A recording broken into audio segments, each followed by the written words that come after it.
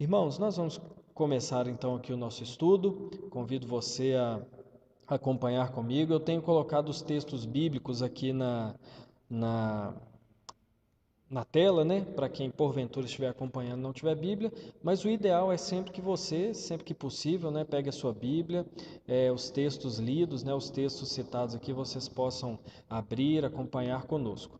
Hoje, então, como eu estou falando, como nós já temos divulgado, né, nas últimas semanas, nós vamos começar o estudo Jesus e o Evangelho no Antigo Testamento.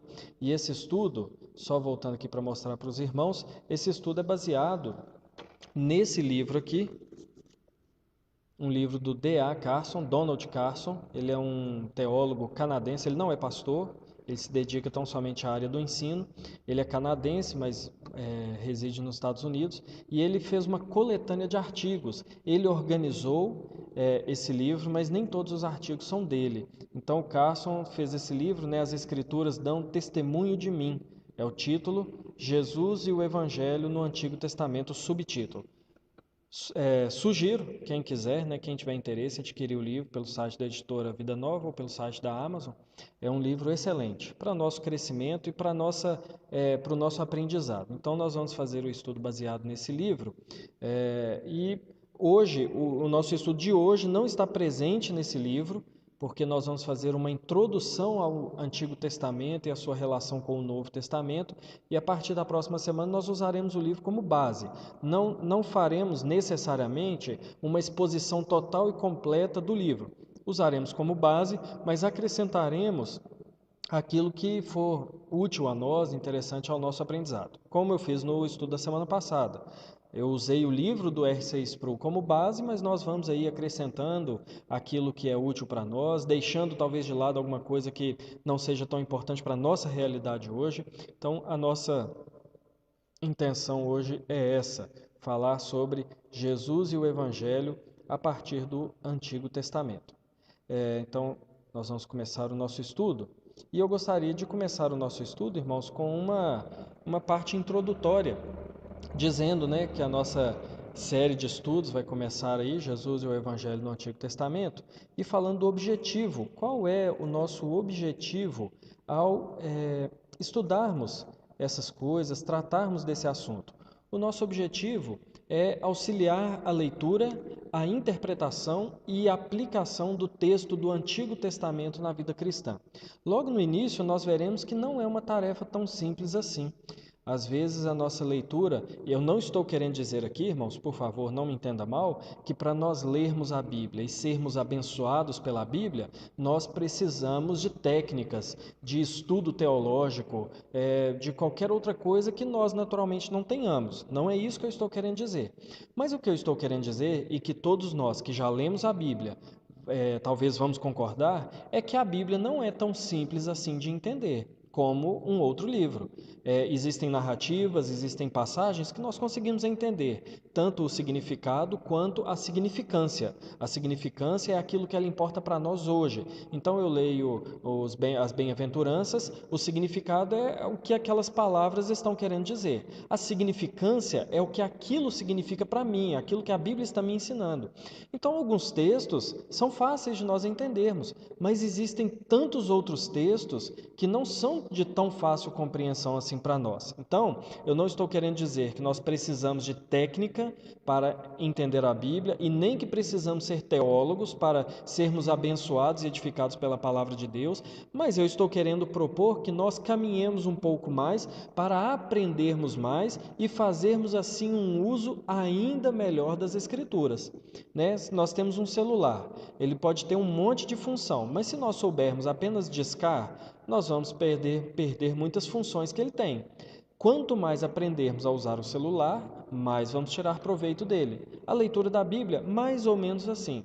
Nós sabemos ler, lemos, somos abençoados pelo Espírito Santo, pela própria palavra, mas quanto mais nós entendermos como fazer uma leitura proveitosa das Escrituras, mais nós seremos abençoados e mais tiraremos proveito desse livro tão importante para nós, o livro que nos trouxe a salvação por meio do Espírito Santo. Então, o nosso objetivo é auxiliar na leitura, interpretação e aplicação do texto do Antigo Testamento na vida cristã. O texto do Antigo e do Novo são importantes, obviamente, mas eu coloco um foco aqui no Antigo Testamento porque a nossa proposta é entender como ele aponta para Jesus Cristo, ou como fazemos uma leitura onde podemos encontrar Jesus Cristo ali nos textos. E o nosso programa será mais ou menos assim: um estudo introdutório sobre o Antigo Testamento e a sua relação com o Novo Testamento, que é o nosso estudo de hoje, seguido de algumas exposições bíblicas demonstrando como ler o Antigo Testamento de forma cristã. Então, o que nós faremos é o seguinte: hoje faremos um estudo introdutório, na relação do Antigo Testamento com o Novo, e depois, nas semanas seguintes, pegaremos alguns textos do Antigo Testamento, leremos, estudaremos esse texto e veremos como o Antigo Testamento nos apresenta já o Evangelho. Só lembrando que aqueles irmãos que estiverem com problema de legenda, clica na tela do celular, desmarca a legenda. Se já tiver desmarcado, marca e desmarca de novo, que aí vai sair a legenda, tá bom? Irmãos, então vamos começar aqui o nosso estudo. Eu fiz uma pergunta no grupo e eu gostaria de saber a resposta. Já tem algumas respostas aqui. Então eu gostaria de saber dos irmãos, o que esses textos nos ensinam? Então nós temos lá em Gênesis 43, José recebendo os irmãos. E à medida que eu vou falando, os irmãos já podem ir colocando nos comentários aí aqueles que desejarem responder. Lá em Gênesis nós temos José, que foi vendido para o Egito, foi preso, depois se tornou governador do Egito. Ele agora recebe os irmãos. Os irmãos aqueles que venderam ele mesmo, vão ao Egito comprar alimento, não reconhecem José. José os trata como se fossem espiões, prende Simeão e manda os outros voltarem para casa, trazendo Benjamim. Outro texto nós temos lá em Êxodo. Êxodo nós vemos o texto onde o maná, Deus envia o maná do céu para alimentar o povo de Deus, para o povo de Israel ali no deserto. E nós temos lá em 1 Samuel a batalha tão conhecida de Davi e Golias. Já foi filme, já virou desenho, história infantil, música, enfim, talvez uma das passagens mais conhecidas do Antigo Testamento, Davi contra Golias. Agora, eu pergunto aos irmãos, o que esses três textos nos ensinam? Eu não estou querendo dizer os três, um ensino só. Eu estou querendo exemplos assim, esse texto ensina isso, esse texto ensina aquilo, esse texto ensina aquilo. Nós já temos algumas respostas. A Isabel, lá de Barbacena, nos diz que a história de José recebendo seus irmãos no Egito nos ensina perdão. Ela diz que Israel alimentado pelo maná nos ensina a provisão de Deus. E a história de Davi contra Golias mostra a confiança de Davi em Deus. Então, a Isabel sugeriu esses três ensinos aí, um para cada passagem dessa. O Israel Levi está dizendo aqui que a história de José ensina gratidão. Então, um ensinamento que nós podemos tirar desse texto é gratidão. E eu gostaria de saber dos irmãos o que mais nós podemos aprender a respeito desses textos. Eu vou dar um minutinho aí para os irmãos escreverem, responderem aí nos comentários, tanto no Facebook quanto no YouTube. O que a história de José recebendo os irmãos nos ensina? O que a história de Israel sendo alimentado pelo maná no deserto nos ensina? E o que a história da luta ali, da guerra, de Israel contra os filisteus, mas mais especificamente a batalha de Davi contra Golias, o que esses textos nos ensinam? Nós já falamos aqui gratidão, perdão, provisão de Deus, confiança. Então eu vou dar mais uns minutinhos aqui para se alguém quiser se manifestar, dizendo aí o que podemos aprender com esses textos. Alguém mais?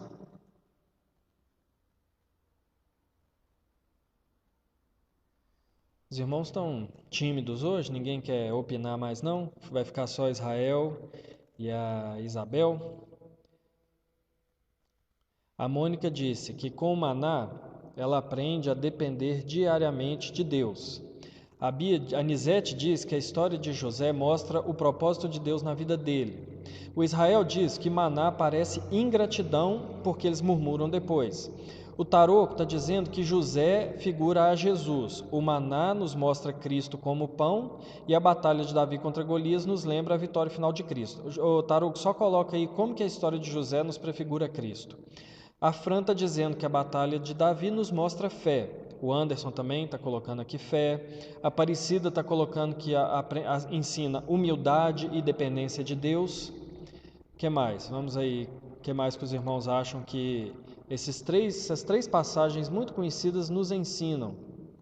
Quando nós lemos, né, e eu tomo por base sempre quando nós vamos ler para crianças, né? Se a gente for ler esse texto para uma criança, o que nós podemos ler e depois mostrar para a criança que esses textos nos ensinam? Mais alguém? Se não, nós vamos continuar aqui. Irmãos, olha bem, Davi, o Israel está colocando que Davi caiu depois. A Alcione, antes, a Fran está dizendo que o Israel e Maná, cuidado de Deus com o seu povo. A Alcione está dizendo que o Maná é o pão vivo que desceu do céu. O Tarô está dizendo que quando José figura Jesus como? Quando Cristo veio para os seus e os seus não o reconheceram. Irmãos, então, deixa eu ver quem mais. Humildade, o Anderson está dizendo. Então, olha só, eu vou falando aqui, se aparecer mais algum comentário, eu leio. Nós temos esse costume de fazer uma leitura bíblica um pouco já treinada.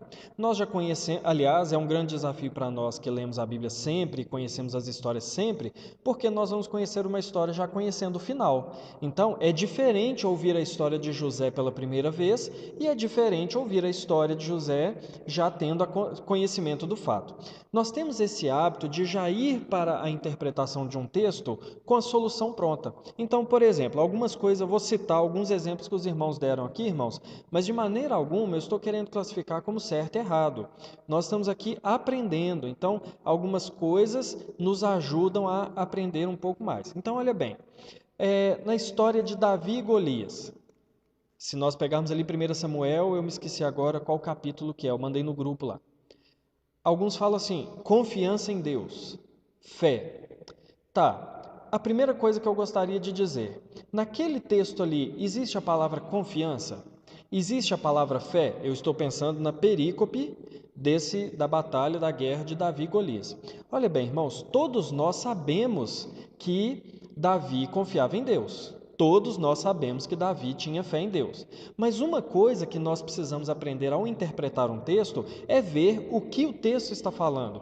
Porque senão nós vamos com alguns pressupostos para o texto e que eles não estão ali. Então, por exemplo, o texto não fala claramente que a Bia está falando aqui que é 1 Samuel 17. O texto não fala ali claramente que Davi foi com fé em Deus ou confiando em Deus. A Bíblia vai dizer, o texto vai dizer que ele ouviu o filisteu zombando, ele se enfureceu, ele foi lá conversar com Saul, ele foi conversar com Saul e ele foi dizendo que ia lá lutar e ele, é certo, claro, que ele vai dizer com Golias, né? Você vem comigo com paus e tudo, eu vou com você em nome do Senhor. Ali ele está demonstrando, claro, confiança, nós sabemos. Mas será que é isso que o texto está nos ensinando? Exatamente. Será que é... Bom, isso ele está nos ensinando, mas será que é só isso? Outra coisa que foi dito aqui, no caso de José e dos seus irmãos. Se atendo ali ao capítulo 43, que ele ainda não se deu a conhecer aos irmãos. O texto ali não está falando de perdão. Perdão, nós sabemos que há no final da história. O texto ali também não fala de gratidão. Não há gratidão ali no texto. Naquela perícope que eu estou dizendo. Não estou querendo dizer que na história toda de José essas coisas não acontecem. Mas por que isso acontece, irmãos? Porque muitas vezes nós já temos um conhecimento da história, já sabemos os aspectos do texto e nós já vamos fazer uma leitura um pouco treinada. Nós já vamos lendo a história de José no capítulo 43 de Gênesis, pensando no final da história. Mas o capítulo 43 não está falando ali ainda de perdão. Ele, aliás, nem se deu a conhecer ainda aos irmãos. Então, está vendo como que muitas vezes nós vamos para o Antigo Testamento com uma leitura já treinada? Se nós formos ler Isaías 9, por exemplo, a Virgem conceberá e o nome será Emanuel, nós já vamos falar diretamente. Não, isso aqui está falando de Jesus e pronto, e a gente nem interpreta o texto dentro do seu contexto. Mas eu quero fazer uma outra pergunta, deixando aí para os irmãos responderem também. O que esses 3 textos ensinam sobre Jesus? O Taroco já falou aqui. E olha só que interessante, irmãos. Cristo é o centro das Escrituras. Cristo é o centro da revelação de Deus. No entanto, quando nós vamos interpretar esses textos, nós não lembramos de Cristo. Se a Bíblia aponta para Jesus, como ele mesmo vai dizer em textos que nós vamos ler aqui, como que a história de Davi, agora eu vou mudar a pergunta, como que a história de Davi e Golias me ensina sobre Jesus? Como que a história do maná no deserto me ensina sobre Jesus? O que a história de José recebendo seus irmãos me ensina sobre Jesus? Então, a nossa questão nesse estudo é essa: o que esses textos do Antigo Testamento nos ensinam especificamente sobre Jesus? Se ele é o centro da revelação de Deus, alguma coisa ele deve nos ensinar. Ele tem que nos ensinar sobre Jesus. Então, irmãos, olha bem, existem esses textos, eu coloquei mais como exemplos, né? Eu coloquei mais como ilustrações, mas existem muitos textos no Antigo Testamento que são difíceis de nós entendermos como ele nos apresenta Jesus e o Evangelho. Nós sabemos os textos proféticos, alguns salmos, né, alguns textos aí chave. Agora, e se nós olharmos as genealogias que parece que não tem fim? Quando nós vamos ler Crônicas, um livro difícil de ler, porque é nome, nome atrás de nome, atrás de nome, números, esse tipo de livro. Como que esse tipo de livro nos ensina sobre Jesus e o Evangelho? As leis dietéticas, né? Leis dietéticas são aquelas que diziam assim: não pode comer carne de animal que a unha não é fendida, não pode comer carne de animal que a unha é fendida, mas não rumina, pode comer carne de tal animal, mas de tal animal não pode. Como que esse texto ele vai me ensinar sobre Jesus? Ou os relatos das guerras, porque uma coisa é nós entendermos a guerra de Davi e Golias ali contra os filisteus. Essa nós já estamos treinados a ouvir sobre ela. Mas e as guerras contra os amonitas, as guerras contra a Síria, as guerras que Israel perdeu? Como que nós vamos, ou mesmo guerras onde Deus mandava matar todo mundo, como que nós entendemos isso de maneira cristã? Ou mesmo poesias e cânticos. Nós temos inúmeros livros poéticos na Bíblia, nós temos Jó, Salmos, Provérbios, Eclesiastes, Cantares. Fora esses livros, nós temos passagens poéticas dentro dos profetas, dentro das narrativas. Como que essas coisas nos ensinam sobre Jesus? Então nós podemos pegar um salmo, Salmo 2, por exemplo, que lá fala: beijai o filho, o meu ungido. Ali é fácil de nós encontrarmos a pessoa de Cristo ali. Mas e se nós lermos o Salmo 133? Como é bom e agradável viverem unidos os irmãos, é como óleo precioso que desce sobre a barba de Arão. Como que nós entendemos, como que nós podemos aprender sobre Jesus e o Evangelho nesse texto? Então, a nossa intenção é passar por essas coisas. Agora, irmãos, por que ler o Antigo Testamento? E antes eu só queria dizer, antes de passarmos para essa parte, qual que é a importância de nós entendermos isso, irmãos, esse tipo de leitura cristã do Antigo Testamento, para nós não corrermos alguns riscos. Por exemplo, um primeiro risco que nós podemos correr é de aplicação da lei atual sem o filtro do Novo Testamento. Então, nós podemos incorrer no erro de pegar uma lei do Antigo Testamento e querer aplicar ela hoje. Eu vou até tirar da tela aqui, porque agora eu não vou projetar nada. Então, nós corremos um risco de interpretar uma lei do Antigo Testamento sem passarmos pelo Novo. E existem até teólogos que são a favor dessa posição, nós chamamos de teonomistas, né, que entendem que toda a lei do Antigo Testamento deve ser interpretada, deve ser seguida, né, nos nossos dias, deveria pelo menos ser aplicada. Então, nós vamos fugir desse risco. Um segundo risco que nós corremos é de nós entendermos profecias do Antigo Testamento sem a devida interpretação do Novo Testamento. Então nós pegamos aí, quer ver um texto clássico nessa questão de interpretação de profecias? Malaquias 3:10. Nós pegamos o texto de Malaquias 3:10 e nós fazemos uma interpretação direta para nós daquelas promessas. Trazei à casa do tesouro todos os dízimos e Repreenderei o devorador, me fugiu aqui de cabeça o texto, mas Malaquias 3,10 todos nós sabemos, há promessas ali de ter os celeiros cheios e tudo, abrir os céus, né, as janelas do céu e derramar bênçãos sem medidas.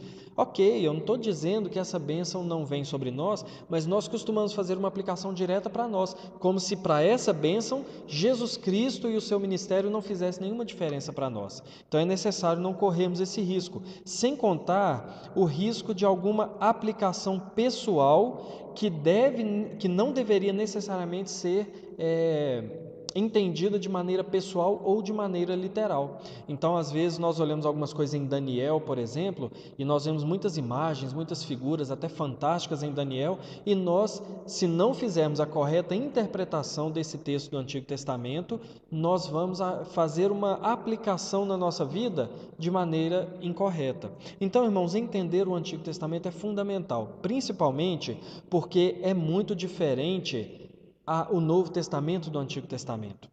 Existem, meus irmãos, muitas coisas que dificultam a nossa interpretação. Por exemplo, eu separei aqui 3 exemplos. No Antigo Testamento, existia a ordem para o povo ficar numa terra só. Deus ia dar a terra prometida e eles deveriam ficar ali. O Novo Testamento é diferente. Deus manda que os crentes vão para os outros povos, e quando eles não vão, Ele envia perseguição para que eles vão, nem que sejam obrigados. Então, o Antigo Testamento nos traz, por exemplo, ordem para matar. Lá em Josué, capítulo 11, versículo 20, Deus dá uma ordem para que quando eles entrassem na terra de Canaã, eles matassem todo mundo. Ao passo que Jesus vai nos dizer lá em Mateus capítulo 5, versículo 43 a 45, que nós não devemos resistir ao perverso. Ao contrário, devemos orar pelos que nos perseguem e amar os nossos inimigos. Nós vemos também, por exemplo, 2 Reis capítulo 9, Elias orando, pedindo fogo do céu, e veio fogo do céu e matou todos os profetas de Baal. E nós vemos lá em Lucas capítulo 9, no versículo 54 ao 56, nós vemos os discípulos pedindo a Jesus, falando com Jesus, se o Senhor quiser a gente manda fogo do céu, e Jesus proíbe, diz que não era para fazer isso.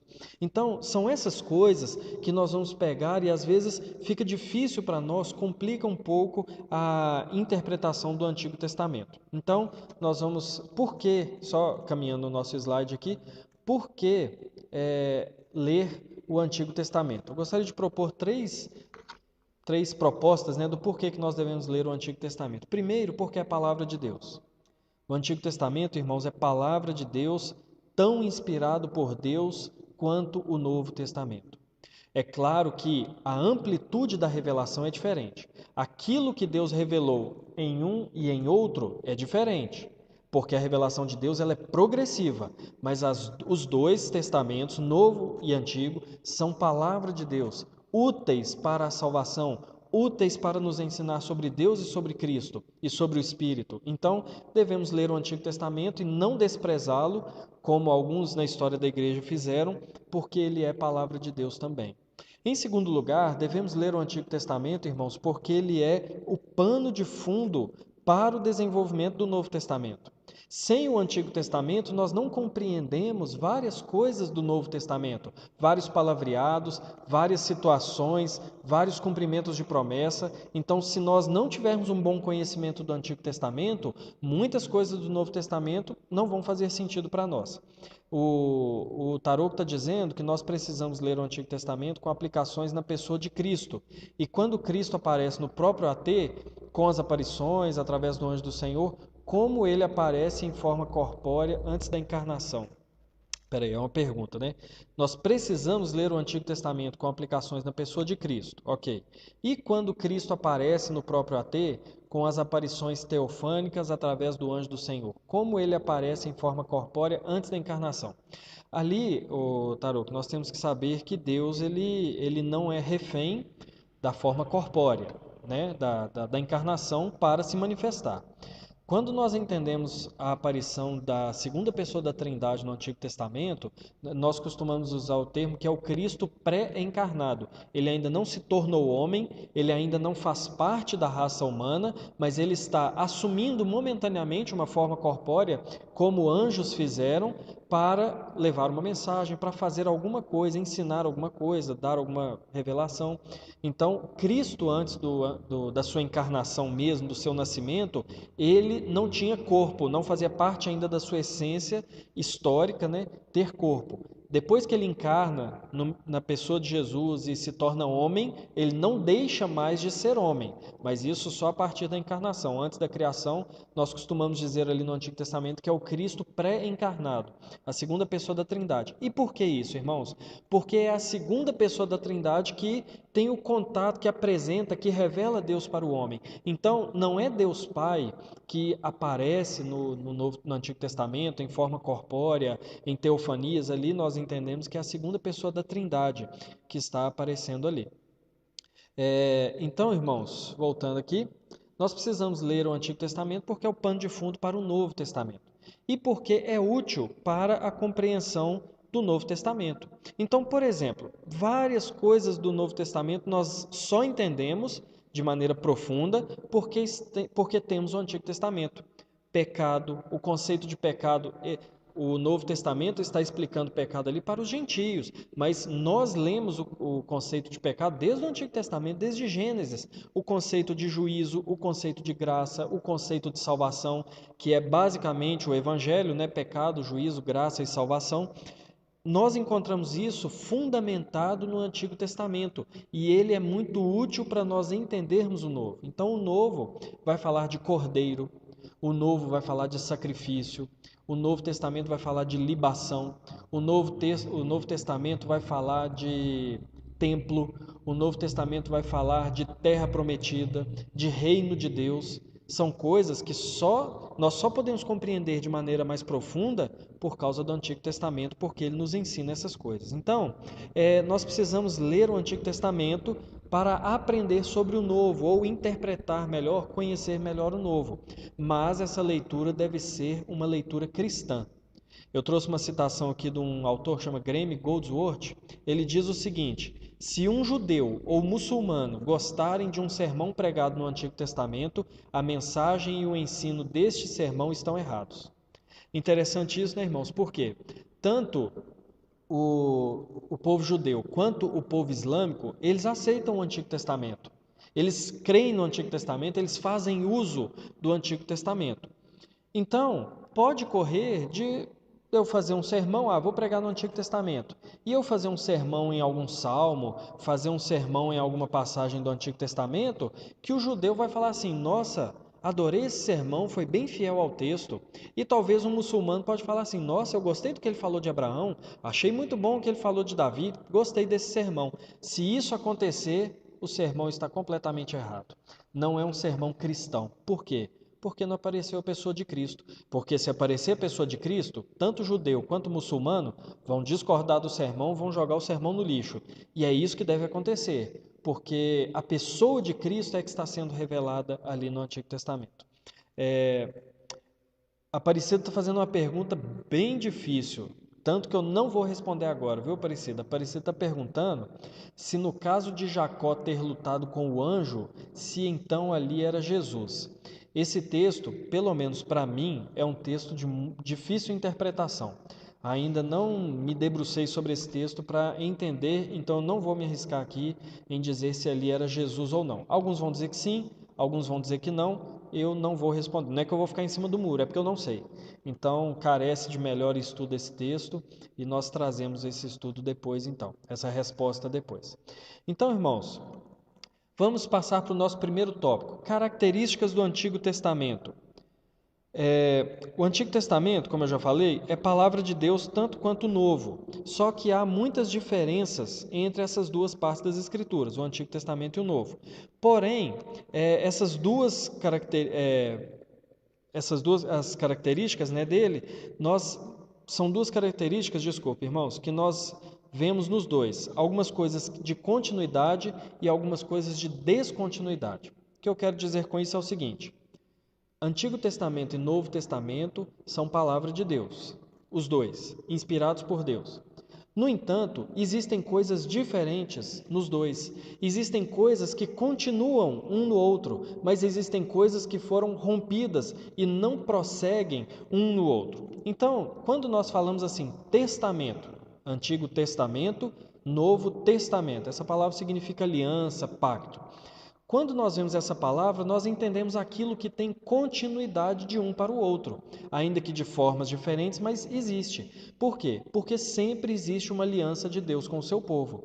O que nós vemos no Antigo Testamento é uma aliança de Deus, é uma aliança feita com o seu povo, uma aliança feita com o seu filho e uma aliança de Deus com o povo, de Deus com o Filho e do povo de Deus com o próprio Deus. Então, há no Antigo Testamento uma aliança e há no Novo Testamento a continuidade dessa aliança. Nós entendemos que o Novo Testamento também é uma aliança. Existe uma aliança entre a igreja e o povo de Deus. Agora, existem coisas também que são descontinuadas, por isso que um testamento é chamado de antigo e outro testamento é chamado de novo. Por quê? Porque existem diferenças nessa aliança. Existe a aliança, mas a maneira de administração dessa aliança ela muda. Aquilo que o povo de Deus precisa fazer agora é diferente. Não o que precisa fazer, mas a maneira de viver essa aliança com Deus, aqueles que são alvo dessa aliança, não é continuada mais. Então, nós vemos, por exemplo, um sinal da aliança era a circuncisão, foi descontinuada. Uma necessidade que o servo de Deus tinha de fazer era o sacrifício de animais, foi descontinuado. Então, existem coisas que foram rompidas entre o Antigo Testamento e o Novo Testamento. E nós vemos isso presente em dois textos, um texto do Antigo Testamento e um texto do Novo Testamento. Esses dois textos nos mostram que existe uma continuidade no relacionamento de Deus com o seu povo, mas existe aspectos novos também. Olha o que diz Jeremias capítulo 31. Eis aí vem dias, diz o Senhor, em que firmarei nova aliança com a casa de Israel e com a casa de Judá, não conforme a aliança que fiz com seus pais, no dia em que os tomei pela mão para os tirar da terra do Egito, porquanto eles anularam a minha aliança, não obstante eu os haver desposado, diz o Senhor. Porque esta aliança que firmarei com a casa de Israel, depois daqueles dias, diz o Senhor, na mente lhe imprimirei as minhas leis, também no coração lhe inscreverei, eu serei o seu Deus e eles serão o meu povo. Então, olha bem, lá no Antigo Testamento, no tempo de Jeremias, já está tendo a promessa de que a aliança vai permanecer. Continua o pacto, mas agora ele é diferente, porque o povo de Israel rompeu o pacto, o povo de Israel não obedeceu a Deus, mas Deus não vai ficar sem um povo. Ele vai ter o seu povo e ele agora vai trazer um novo pacto, um novo que não depende dos homens cumprir alguma coisa, mas depende dele mesmo. É por isso que a lei agora não viria só aos ouvidos, mas viria ao coração. Então olha o que diz 2 Coríntios capítulo 3, do 14 ao 16. Mas os sentidos deles, Paulo está falando do antigo Israel, se embotaram, pois até ao dia de hoje, quando fazem a leitura da antiga aliança, o mesmo véu permanece, não lhe sendo revelado que em Cristo é removido. Mas até hoje, quando é lido Moisés, o véu está posto sobre o coração deles. Quando, porém, algum deles se converte ao Senhor, o véu lhe é retirado. Então, ele está fazendo, o que ele está dizendo é que os judeus, eles ainda estavam na antiga aliança, mas que eles precisavam entender que em Cristo há uma nova aliança. A aliança permanece, o pacto permanece, o compromisso de Deus com o seu povo permanece. No entanto, a maneira de administração dessa aliança mudou. Então, quando nós olhamos o Antigo Testamento, precisamos ter isso em mente. Aqui há um pacto, mas a maneira de Deus conduzir esse pacto ainda não é completa. Aqui no Novo Testamento há um pacto e agora esse pacto está completo. Ele vai englobar tudo aquilo que o Antigo Testamento apontava. O Tarok está dizendo, por ter instituído a nova aliança, Cristo desconsidera a antiga aliança? Não no sentido, Taroko, ele desconsidera não no sentido de inutilizar tudo aquilo que era feito. Ele dá sentido a tudo aquilo. Deixa eu usar analogia aqui para ver se eu explico. Eu nem sei se eu pensei nela aqui agora, não sei se ela vai contemplar tudo que eu quero dizer. Mas quando nós usamos uma aliança de noivado, né? Eu com a minha esposa, você com a sua, cada um aí, né? Quando nós usamos uma aliança de noivado, já é um compromisso, certo? Já é uma aliança. No entanto, quando nós casamos, essa aliança agora se torna completa. Ela se torna plena. Num estado ideal, não existe mais possibilidade de ruptura, não existe mais possibilidade de voltar atrás, é definitiva. Então, o noivado foi inútil? Não. O noivado foi ruim? Não. O que o noivado fez? Estava preparando para o casamento, que de fato é o alvo maior, é o complemento. Depois do casamento não tem mais nada, ele está pleno, ele está cheio. Então, a nova aliança não é que ela é descartada como uma coisa que não serviu para nada, mas é porque Cristo completa isso. A aliança, a antiga aliança vem prometendo várias coisas, é por isso que o antigo é no sentido de ultrapassado. O seu sentido já foi completo nessa nova aliança. Então, tudo aquilo que era feito na antiga aliança vinha preparando o povo para a nova aliança. O sacrifício, o templo, o povo de Israel, as leis, as promessas, todas essas coisas iam preparando para que, como Paulo vai dizer, na plenitude dos tempos, Cristo viesse e agora, vamos usar a analogia que eu usei, né? Casasse com o povo, trouxesse essa nova aliança. A antiga ficou para trás. A antiga não é útil mais, não se volta mais a ela. Esse é o problema dos judaizantes. O que é o judaizante? Judaizante é um crente que quer voltar para a antiga aliança. Ele quer usar kippá, ele quer usar a letra hebraica na igreja, ele quer chamar o pastor de sacerdote, ele quer usar termos em hebraico. Isso é judaizante. Está querendo voltar para a antiga aliança. Como diz uma música do João Alexandre, ele está querendo costurar o véu que Jesus rasgou. Então, ninguém que está casado é tão apaixonado pela esposa que gostaria de voltar para o noivado. Não, o casamento já é a expressão máxima dessa união. A mesma coisa a aliança com Cristo. Ela já é a expressão máxima da aliança e não há necessidade mais de olhar para trás no sentido de buscar alguma coisa. Mas nós olhamos para o nosso noivado para aprender. Nós olhamos para o nosso noivado para a memória, assim como nós olhamos para o Antigo Testamento para aprender o que Jesus está completando. Mas Jesus, então se Jesus está completando o Antigo Testamento, eu preciso ver o Antigo Testamento que eu vou entender ainda melhor aquilo que Cristo fez, o ministério de Cristo, vai me ajudar a ter uma compreensão mais profunda. Então, existe essa continuidade e descontinuidade entre o Antigo e o Novo Testamento.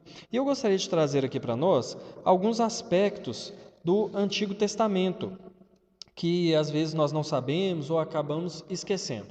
Primeiro aspecto é que o Antigo Testamento faz parte de uma história maior.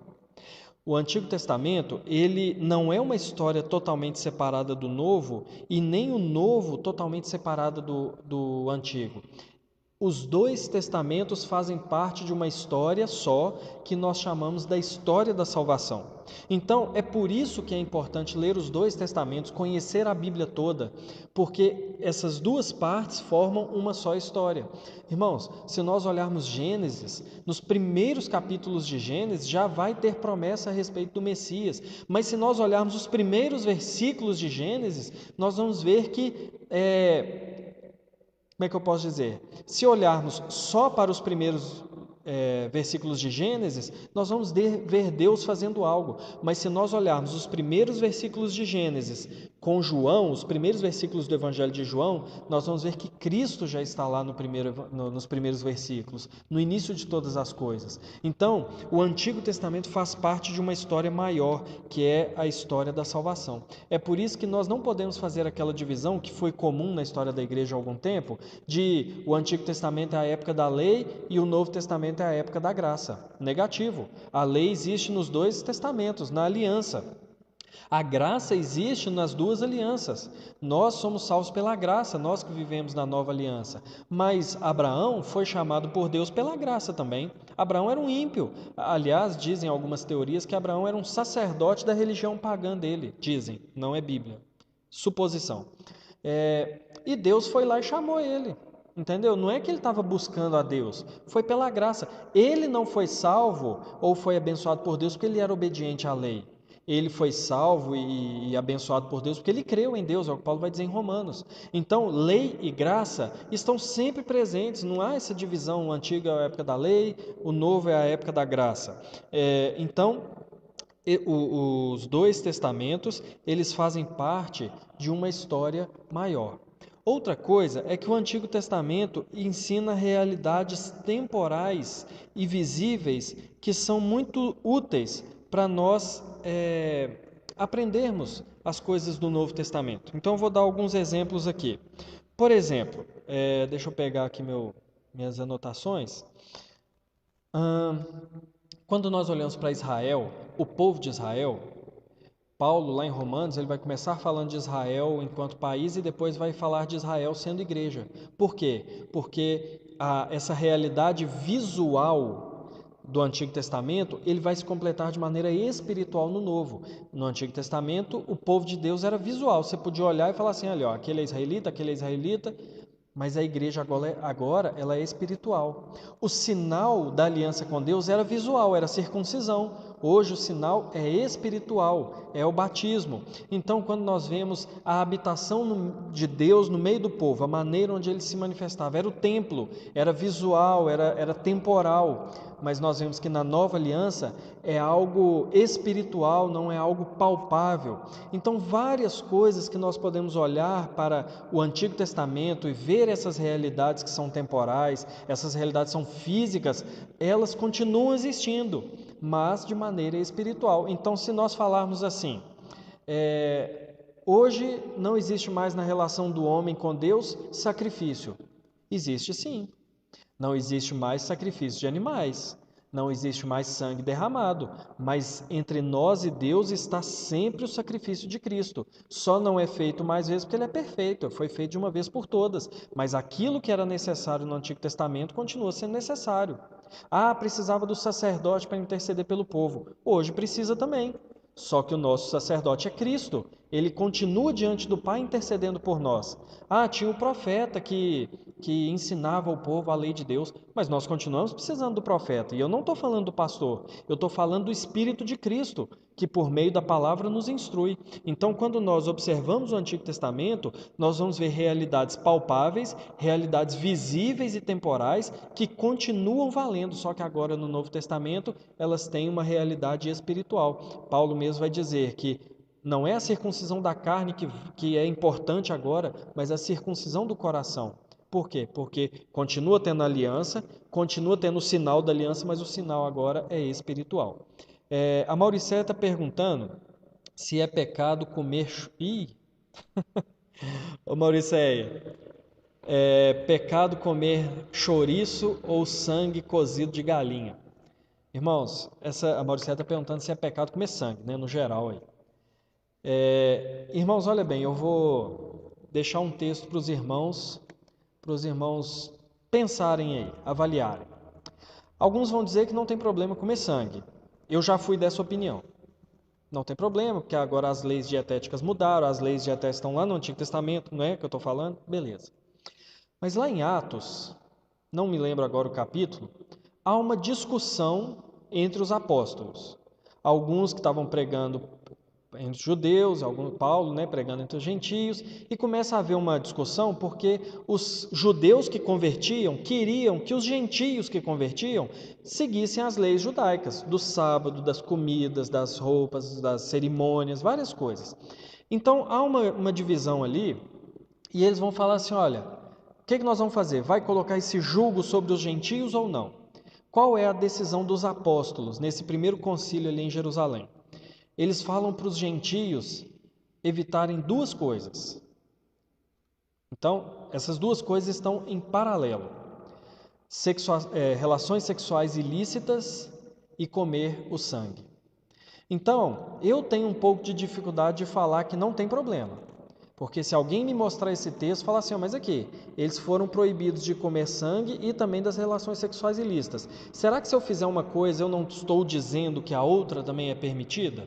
Então, eu julgo, a minha interpretação é de que não deve ser comido. A minha interpretação é que há um simbolismo por trás de comer o sangue que que deve ser ainda observado. Eu não creio que isso seja uma questão de judaísmo ou de judaizantes. É a interpretação que eu faço, que o crente deveria se abster dessas coisas.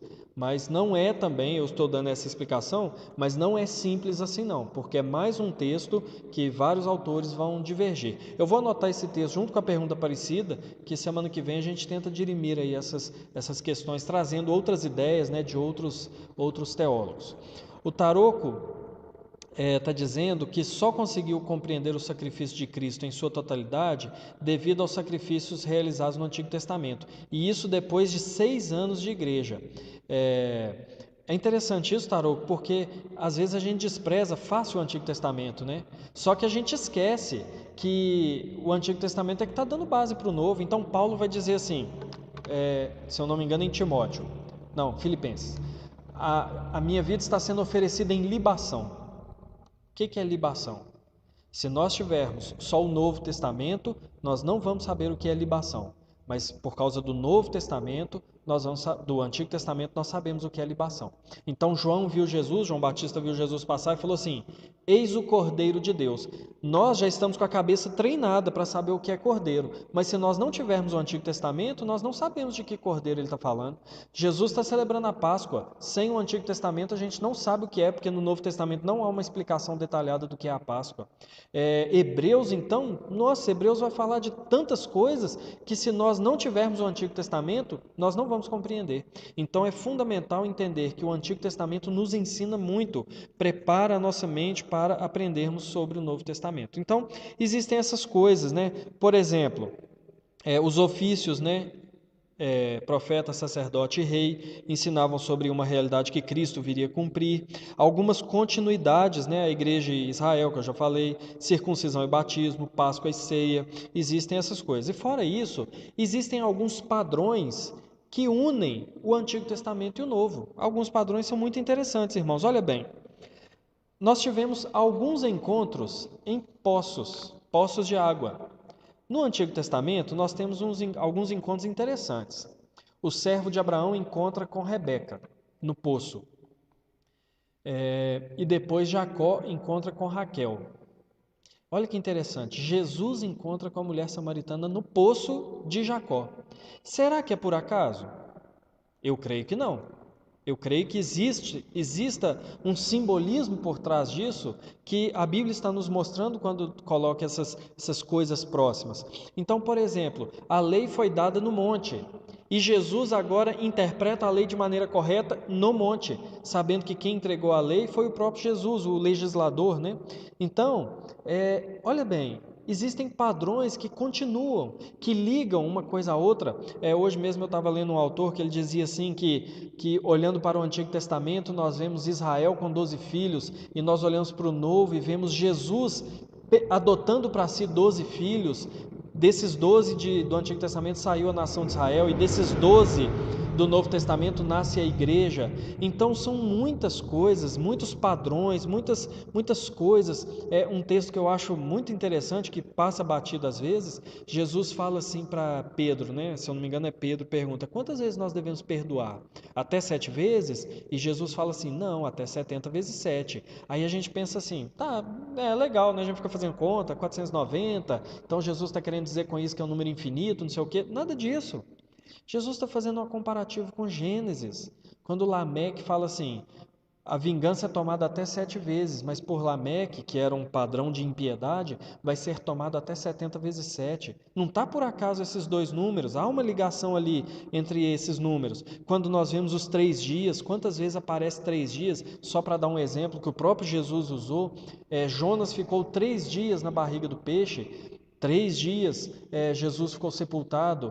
Israel ficou 40 anos no deserto, Jesus ficou 40 dias no deserto. Então essas coisas, meus irmãos, não é só numerologia. Essas coisas não são coincidências e nem um paralelo sem sentido, que não há um sentido mais profundo. Há uma ligação entre todas essas coisas. Há uma profunda ligação, e existem ligações que são mais profundas que nós conseguimos perceber. Por exemplo, Jesus, quando foi tentado ali no deserto, todos os textos que Satanás usa para tentar ele eram textos que referem a Israel lá no deserto. Ele não pega um texto do profeta Isaías, ele não pega um texto do profeta Jeremias, ele está pegando textos da época do deserto para tentar Jesus que está no deserto, fazendo ali uma ligação. Então, são coisas, irmãos, muito importantes que nos ensinam sobre o Novo Testamento. Daí a necessidade de nós aprendermos o Antigo Testamento. O Antigo Testamento não é subcristão, o Antigo Testamento não é um texto judaico, o Antigo Testamento é palavra de Deus, ele é cristão. A diferença é que ele está de um lado de cada dispensação da vinda de Cristo, enquanto o Novo Testamento está do outro lado. Vamos prosseguindo então, irmãos. Então, essa primeira parte aqui do nosso estudo, nós vimos algumas características do Antigo Testamento. Se ficou alguma dúvida, irmãos, os irmãos têm liberdade aí de colocar nos comentários, tá bom? Vamos lá, segundo tópico do nosso estudo, o Antigo Testamento nas mãos de Jesus e dos apóstolos. Irmãos, eu gosto muito dessa parte, porque qual era a minha ideia? Talvez seja a sua ideia, ou talvez já tenha sido algum dia a sua ideia. Na minha cabeça, o Novo Testamento eu pensava assim, era uma coisa totalmente nova. Os apóstolos estavam dando ensinamentos a partir do zero. Jesus estava falando coisas totalmente novas ali a partir do zero. Na minha cabeça, às vezes, funcionava assim. Não, a coisa está sendo totalmente nova, ficou para trás, o Antigo Testamento acabou e o negócio é daqui para frente, o Antigo Testamento é só história agora. Ficou o registro só histórico, igual ata de igreja, né? Mas, irmãos, não é isso. E essa é a postura que muitos têm com o Antigo Testamento. Por exemplo, se nós olharmos na história, nós vamos ver algumas coisas. Já nos primeiros séculos da igreja, houve quem quis desprezar o Antigo Testamento.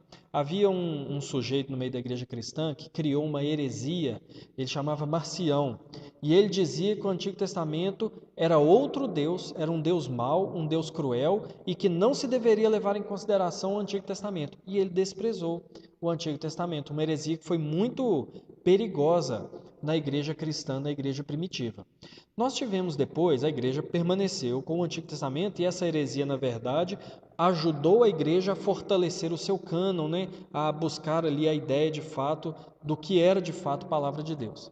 Nós tivemos outros momentos na história assim também, em que o Antigo Testamento foi desprezado. Por exemplo, já mais recente, no século XIX, na época em que surgiu a teologia liberal, muitos desprezaram o Antigo Testamento, dizendo até, inclusive, que o Antigo Testamento continha ensinos imorais e que não poderiam ser ensinados no século XIX, no tempo moderno. Então, muitos autores, Schleiermacher, Bultmann, alguns autores liberais, eles abriam mão, diziam, Antigo Testamento não é palavra de Deus. Ainda hoje nós temos alguns ditos pastores contemporâneos, pastores de internet, que dizem que o Antigo Testamento passou, que o Antigo Testamento não deve ser lido mais. E nós temos um outro problema. Olha a importância de sabermos, meus irmãos, interpretar a Bíblia. Temos outros pastores que usam o Antigo Testamento para fazer teologia da prosperidade. Por quê? Porque é muito mais fácil fazer teologia da prosperidade no Antigo Testamento. É muito mais fácil eu pedir dinheiro da igreja olhando para Jó, para Abraão, para Isaac, para Jacó, para Davi, para Salomão. É muito mais fácil do que eu fazer teologia da prosperidade olhando para Jesus, para os discípulos, para quem morreu perseguido, para Zaqueu que deu o dinheiro dele para os outros. Então, além de uns abrirem mão do Antigo Testamento, muitos outros fazem um mau uso do Antigo Testamento. Mas, irmãos, olha como que Jesus e os apóstolos usavam o Antigo Testamento. Olha só. Primeiro, Jesus e o Antigo Testamento. O Antigo Testamento fundamentou o ministério de Jesus. Mateus capítulo 4, versículo 23, diz assim, isso depois que ele ficou sabendo que João Batista havia sido preso. Percorria Jesus toda a Galileia, ensinando nas sinagogas, pregando o evangelho do reino e curando toda sorte de doenças e enfermidades entre o povo. Então, olha essas palavras. Ensinando nas sinagogas, pregando o evangelho do reino. Irmãos, duas coisas nós podemos observar aqui. Primeiro, onde Jesus estava ensinando? na sinagoga. Se Jesus chegasse na sinagoga ensinando outra coisa que não o Antigo Testamento, ele seria expulso de lá, poderia até ser apedrejado.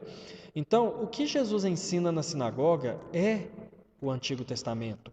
Ele abre o Antigo Testamento, lê o Antigo Testamento e ensina o Antigo Testamento. Agora, o que ele ensina do Antigo Testamento? O Evangelho do Reino. Deixa eu só pegar uma Bíblia aqui, para nós lermos um outro texto também. Olha o que Jesus está ensinando. O reino de Deus. Às vezes pensamos que o reino de Deus é um tema tão somente do Novo Testamento. No entanto, não. O reino de Deus está prometido desde o Antigo Testamento. Olha o que Paulo diz em Romanos capítulo 1. Paulo, servo de Jesus Cristo, chamado para ser apóstolo, separado para o evangelho de Deus, o qual foi dado por Deus outrora, prometido por intermédio dos seus profetas nas sagradas escrituras com respeito ao Filho. Então, o evangelho que Paulo prega não surgiu naquele momento ali.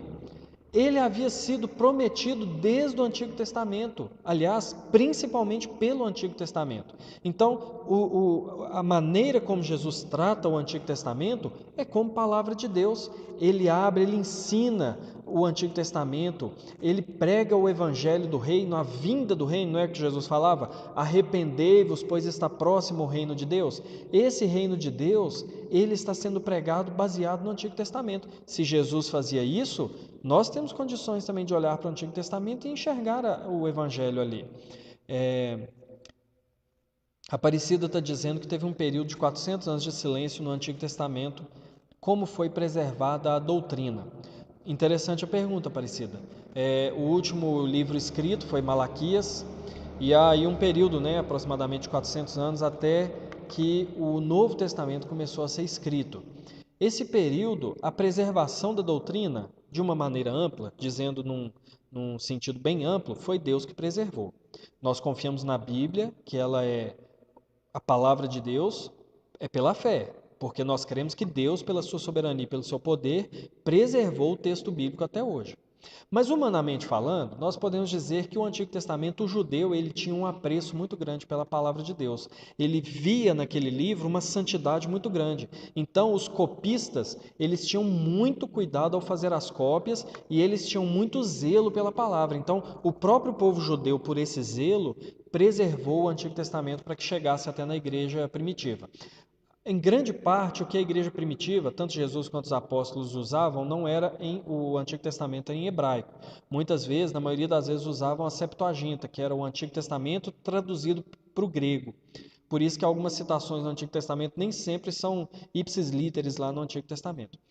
Citações no Novo a respeito do Antigo. Então, houve essa preservação pelo povo hebreu mesmo. O Tarok está dizendo que existem alguns teólogos liberais que afirmam que o AT foi escrito no período do exílio. Isso, exatamente. Irmãos, porque assim, vamos fazer uma breve histórico aqui do Antigo Testamento. O primeiro livro do Antigo Testamento a ser escrito foi Jó. Ele foi escrito antes de Moisés. Depois vem Moisés. Moisés escreve no deserto Gênesis, Êxodo, Levítico, Números, Deuteronômio. A partir daí, Israel tem a sua continuidade, normalmente pelos escribas ou aqueles que estavam ali no templo, os levitas, a continuidade da escrita do Antigo Testamento. Os salmos, cada hora escrevia, igual Moisés escreveu seus salmos, depois Davi, Salomão, os filhos de Asaf, os filhos de Corá, e o povo de Israel ia fazendo essas coletâneas. Depois vêm os profetas e pregam e deixam a sua mensagem escrita. Então houve um período entre a escrita do Antigo Testamento muito amplo, muito grande. O povo de Israel foi coletando esses livros. Tanto que existem muitos livros escritos nessa época que não são palavra de Deus, não estão no cânon. Então, só que o que os liberais fazem? Os teólogos liberais, eles tentam desacreditar o texto. Então, eles vão dizer assim, não, Gênesis foi escrito lá no exílio da Babilônia, 1000 anos depois.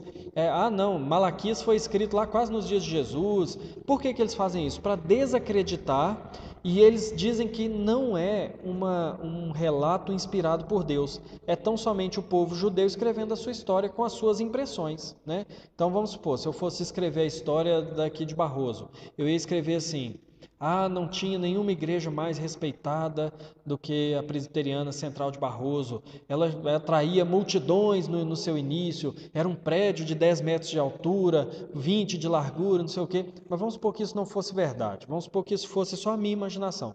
É isso que os teólogos liberais dizem a respeito do Antigo Testamento, que era só a imaginação do povo, dando uma ideia de grandiosidade para o povo. Ah, 2 milhões saíram do Egito. Nada, era só 30 pessoas, sabe? Esse tipo de pensamento. Então eles fazem essa afirmação tanto a respeito do Antigo quanto do Novo Testamento também. Então eles vão questionar aí, nós chamamos esse movimento de crítica das fontes, né? Eles vão questionar quando foi escrito, né? Eles vão dizer que tudo é pós-exílico, é tudo uma manifestação de esperança.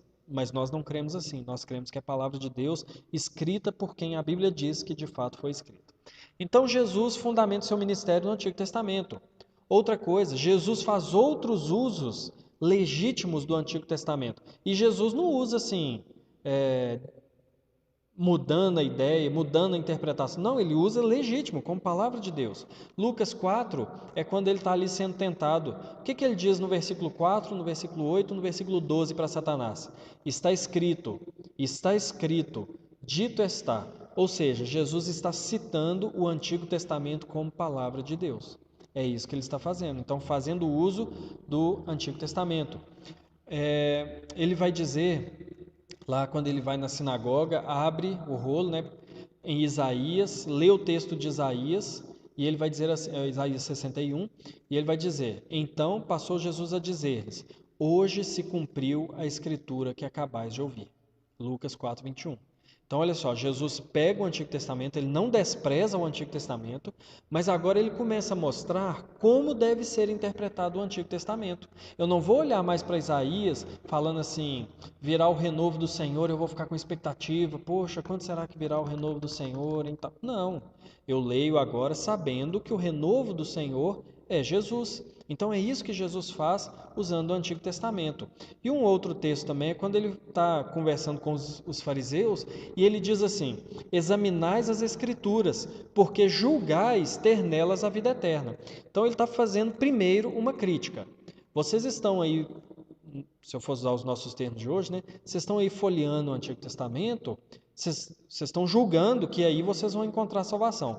Pode parecer uma crítica ao Antigo Testamento, né? Mas olha o que Jesus fala depois. E são elas mesmas que testificam de mim. Ou seja, vocês estão olhando para o livro, procurando salvação, mas vocês não querem encontrar salvação em mim, que é quem de fato o Antigo Testamento está apontando que é o Salvador. Então Jesus não está ali criticando o Antigo Testamento, ele está criticando porque quem estava lendo o Antigo Testamento não estava fazendo uma leitura do Antigo Testamento por meio de Cristo, sendo ele o cumprimento das promessas. Aí estava o problema, e não em usar o Antigo Testamento. Então, irmãos, podemos observar que Jesus faz um uso legítimo do Antigo Testamento. Para Jesus é palavra de Deus. Mas olha bem, a relação dos discípulos com o Antigo Testamento. E aqui eu vou pegar só alguns textos, porque se formos pegar todos, nós vamos pegar os ensinos dos apóstolos, os sermões dos apóstolos, tudo baseado no Antigo Testamento. Primeiro, a base da fé cristã. Atos capítulo 17, no versículo 11. Olha que interessante. Ora, estes de Bereia, estou falando os crentes lá de Bereia, eram mais nobres que os de Tessalônica, pois receberam a palavra com toda a avidez, examinando as Escrituras todos os dias, para ver se as coisas eram de fato assim. Olha que interessante, os crentes lá da cidade de Bereia, eles ouviam a pregação dos apóstolos sobre Jesus e eles iam conferir nas Escrituras se estava certo. Mas qual escritura que eles iam conferir? No Antigo Testamento. As cartas, os livros, os evangelhos só foram mais escritos ali nas últimas décadas, né, da era apostólica. Então, as escrituras que eles conferiam era o Antigo Testamento. Olha que interessante, irmãos, conferir um sermão sobre Jesus no Antigo Testamento, pois eles entendiam que o Antigo Testamento era a base da fé cristã. Outra coisa, era a base não só da fé, mas a base da pregação cristã. Às vezes, quando nós vamos, por exemplo, pregar num culto de Páscoa ou num culto evangelístico, culto de Natal, nós vamos para os evangelhos, naturalmente. Última ceia, ressurreição, encarnação, é o que normalmente nós fazemos. Mas a pregação de Cristo no Antigo Testamento era baseada no Antigo Testamento. 1 Coríntios 15, 3 e 4. Antes de tudo, vos entreguei o que também recebi, que Cristo morreu pelos nossos pecados, segundo as Escrituras, e que foi sepultado e ressuscitou ao terceiro dia, segundo as Escrituras. E às vezes, irmãos, nós podemos pensar que essas coisas, ressurreição dos mortos, morte pelos pecados, estão só no Novo Testamento, só nos Evangelhos. Pois Paulo pregou essas coisas, não foi da cabeça dele. Paulo não estava tirando isso de uma revelação miraculosa que ele teve. Ele tirou isso das Escrituras. Quando Paulo se converteu, ele ficou alguns anos encostado lá na cidade dele. Não é que ele converteu e já passou a ser o grande homem, né? Ele ficou muito tempo aprendendo. Aprendendo do quê? Aprendendo as Escrituras. Isso que ele estava aprendendo. Então, o que nós vemos é que a base da pregação apostólica de Jesus, da ressurreição, da segunda vinda de Cristo, tudo era baseado no Antigo Testamento. Claro, com uma interpretação agora por meio de Cristo. Era uma interpretação cristã do Antigo Testamento. E eles tinham também uma visão superior do Antigo Testamento. Esse texto é muito conhecido, 2 Timóteo capítulo 3, no versículo 16 e 17, e às vezes nós aplicamos diretamente esse texto ao Novo Testamento, né, irmãos? Mas não é o que Paulo faz.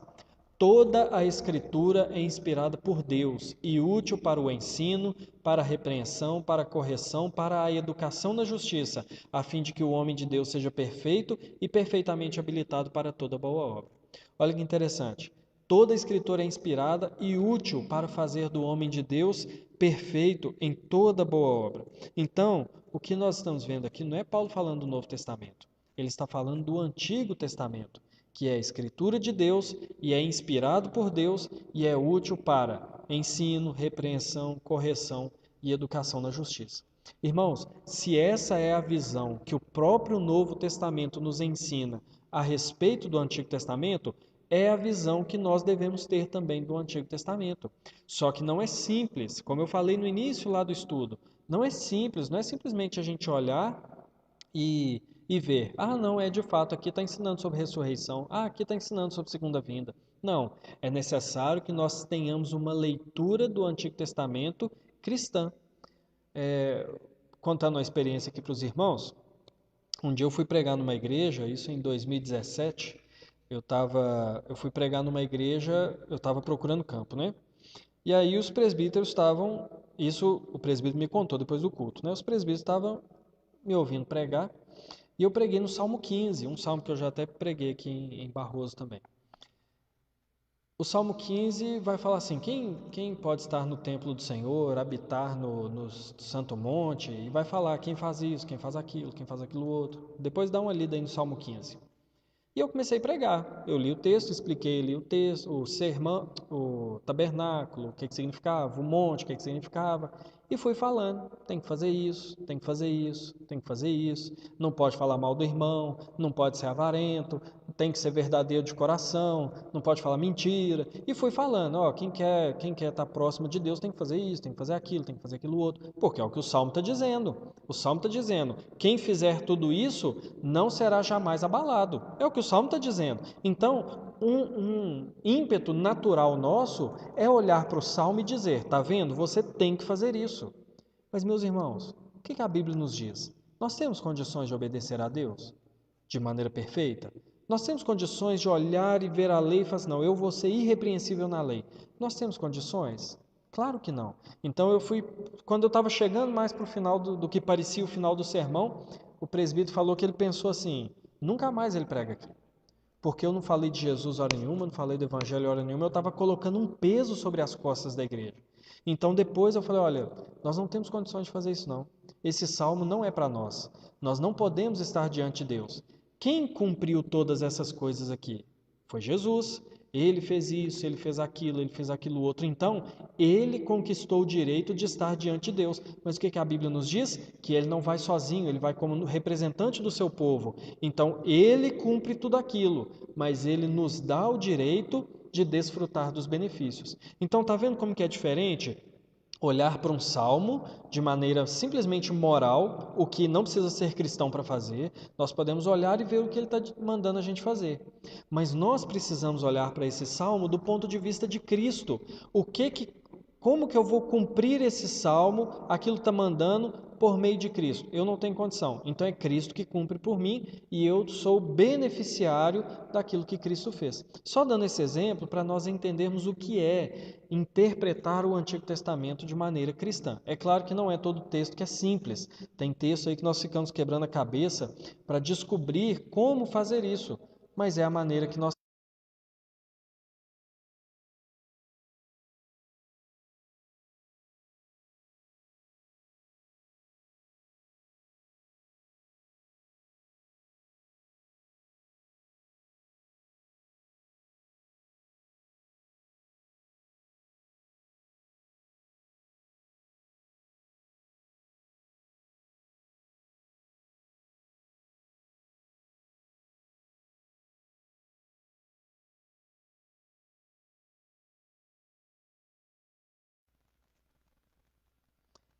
Os irmãos me dão um ok aí se a transmissão continua ou não, porque para mim aqui parece que parou.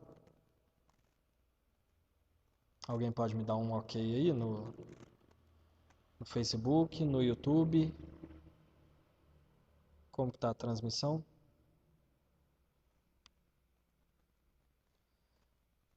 Irmãos, alguém me dá um ok? Voltou? Bom, acho que voltou.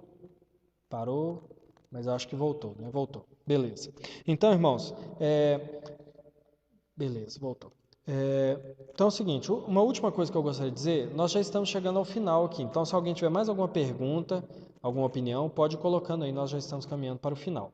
O que eu queria dizer é o seguinte, que além dos apóstolos fazerem uso do Antigo Testamento para pregar o Evangelho, para ensinar, muitos livros, muitos não, alguns livros do Novo Testamento, eles foram escritos baseados em livros do Antigo Testamento. Então isso é interessante da gente saber também.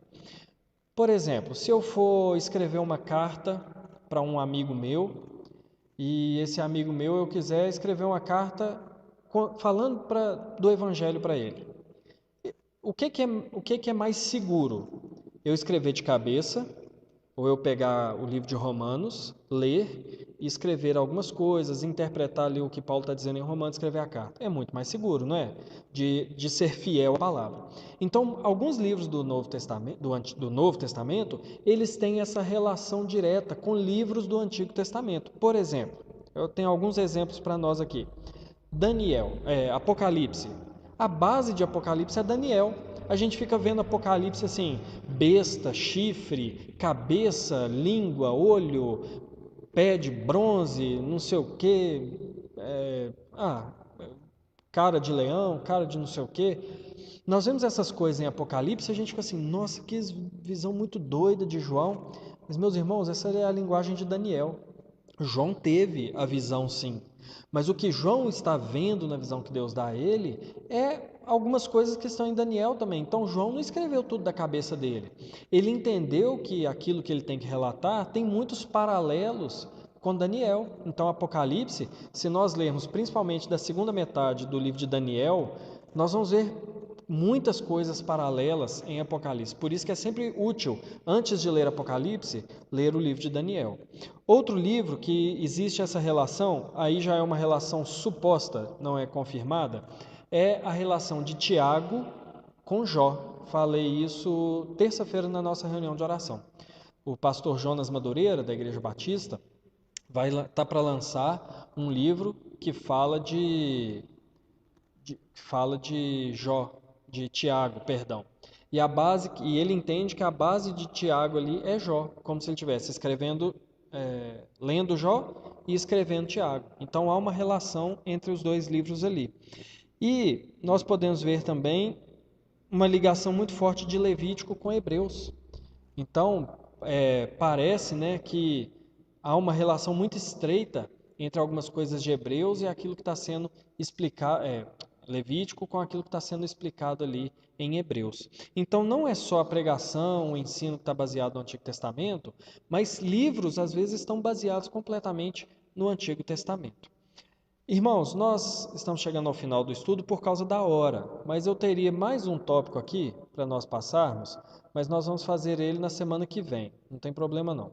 é porque faltou um terceiro tópico aqui do nosso estudo a respeito de propostas, né, de interpretação a partir do Antigo Testamento. Então, nós leremos então no próximo estudo 2 textos de Lucas e depois vamos ver alguns teólogos contemporâneos, né, alguns mais próximos a nós aqui, como eles interpretam o Antigo Testamento, como eles acham que deve ser essa interpretação cristocêntrica do Antigo Testamento.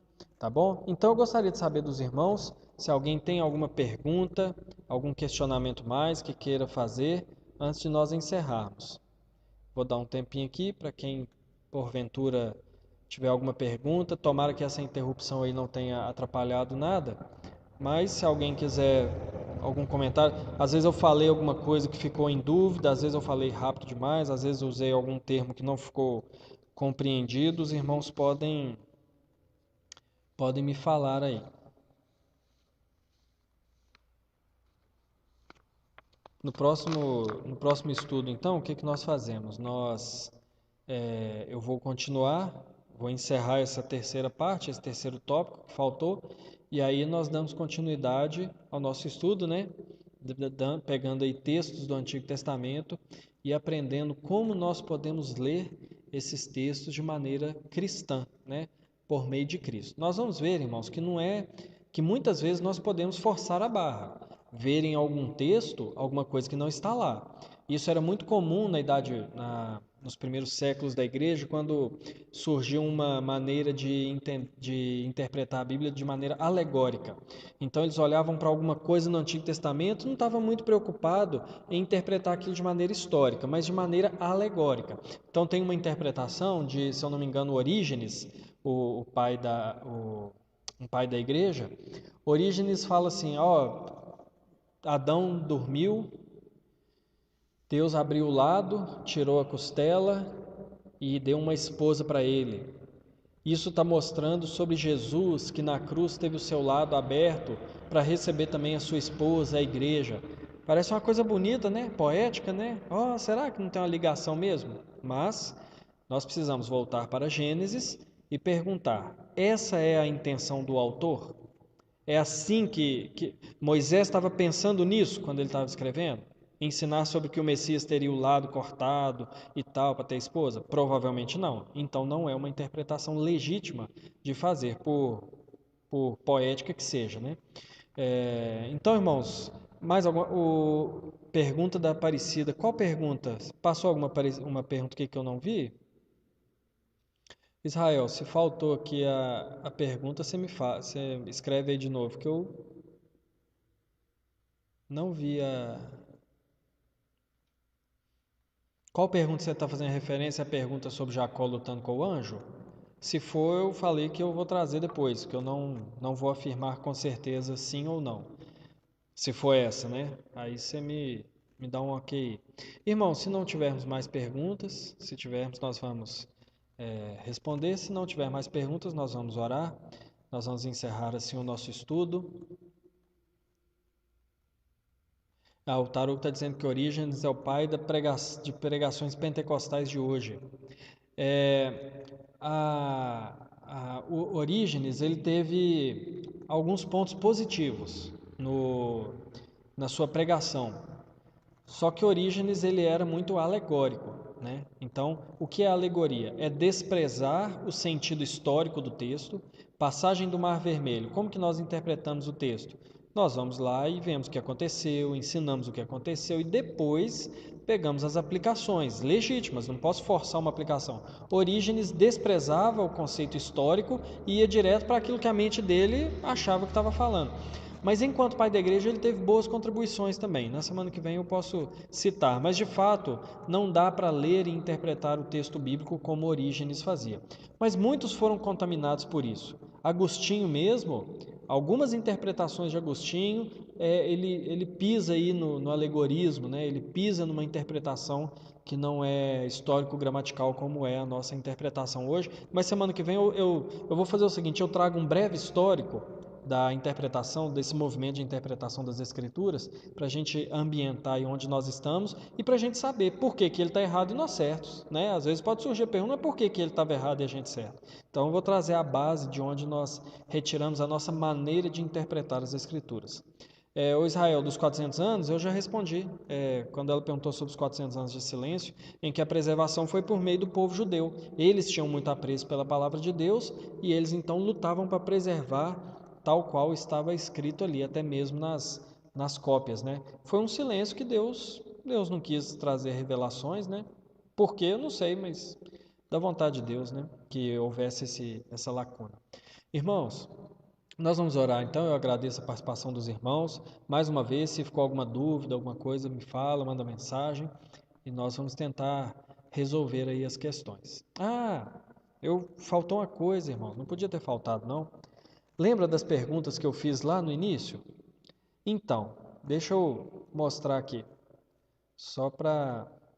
Porque senão vai ficar sem resposta aquelas perguntas que eu fiz. Vou fazer aqui de maneira simples, tá, irmãos? Não vou fazer uma exegese do texto e tal, para não demorar. Mas olha bem, lembra que eu perguntei como que nós interpretamos esses textos, né? O que esses textos nos ensinam? Então, José recebendo seus irmãos no Egito, o que isso nos ensina?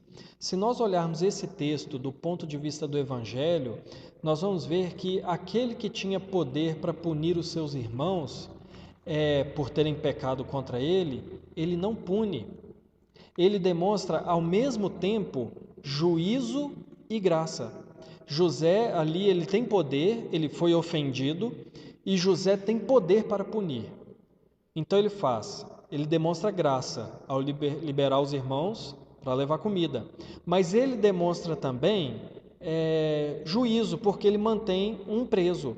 Mas mesmo na demonstração de juízo, ele demonstra graça. Então nós podemos fazer um paralelo com o Evangelho, porque Deus, que é o ofendido, ele tem o poder de nos condenar, mas ele demonstra graça, nos libertando, mas ele demonstra juízo também condenando alguém no nosso lugar. Mas mesmo na condenação, ele é gracioso, porque é por meio desse que foi condenado que nós alcançamos a nossa liberdade. Então, olha só que paralelo com o Evangelho. O que eu estou querendo dizer é o seguinte, não é que antes a gente está errado em falar que ensina sobre perdão, sobre essas... Não é que está errado, irmãos. Mas é que existe uma interpretação mais evangélica que é possível fazer. Porque um judeu pode olhar o texto de José e falar que ensina sobre perdão, mas ele não sabe ele não experimenta a graça que o texto ensina, né? Então, por exemplo, Davi, Israel e o maná fica um pouco mais claro porque Jesus mesmo cita esse tempo que ele é esse pão que alimenta, né? Mas olha só Davi contra Golias. A gente pode falar de fé, de coragem, de confiança, pode, mas isso qualquer um pode. O judeu pode crer que esse texto ensina sobre coragem, sobre fé, sobre defender a verdade, não sei, enfim. Mas o judeu não pode ensinar que, assim como Davi, matando um homem, livrou todo o povo de Israel na guerra, assim também Jesus, numa batalha sozinha, ele lutando, ele livra todo o povo. Nós somos salvos pela batalha de Jesus na cruz. Então, a gente não precisou entrar no campo de batalha para a gente vencer. Ele venceu sozinho por nós. Então, é um paralelo que é lícito de nós fazermos a respeito do Evangelho. É muito mais profundo do que observarmos aspectos morais nos textos bíblicos, né? Então, eu só queria dar esse retorno aí para a gente não ficar sem essa resposta, né, dos textos de abertura. Tá bom, irmãos? Agora nós vamos encerrar com uma oração, agradecendo a Deus por esse tempo que nós tivemos juntos. Então, feche seus olhos, vamos orar. Senhor, louvado seja o teu nome, ó Pai, pela tua graça e misericórdia demonstrada a nós e dispensada a nós. Louvamos ao Senhor porque abrir a tua palavra e aprender sobre ela, a primeira coisa que nós aprendemos é quão sábio o Senhor é, por nos deixar uma revelação tão bela, tão coesa, tão sobrenatural, ó Deus, tão magnífica, que nos ensina muito sobre o Senhor. Não chega nem perto daquilo que o Senhor é, mas para nós é demais. Para nós, ó Deus, vai além da nossa capacidade de compreensão. E nós louvamos ao Senhor por isso. Nos abençoe, ó Deus, nesse caminho que nós teremos, tentando aprender mais sobre a Tua Palavra, que o Teu Espírito Santo seja o nosso instrutor, para que aprendamos mais do Senhor e vivamos assim para a glória do Senhor. Nós oramos em nome de Jesus. Amém.